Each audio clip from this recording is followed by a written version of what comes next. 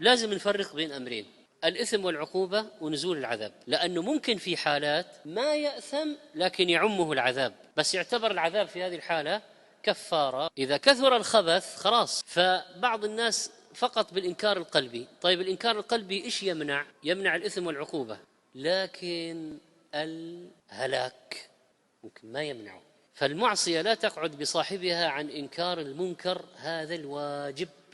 يعني لذلك نصل إلى نتيجة أن العصاة أنفسهم لابد أن ينكروا، وهذه النتيجة مهمة جدا.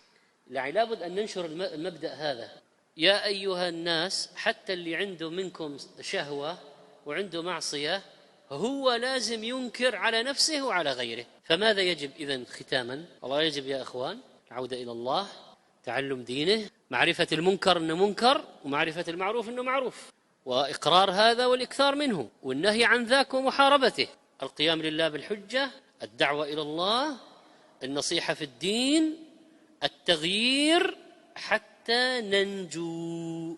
ليه؟ لأن الله قال: وما كان ربك ليهلك القرى بظلم وأهلها إيش؟ صالحون مصلحون.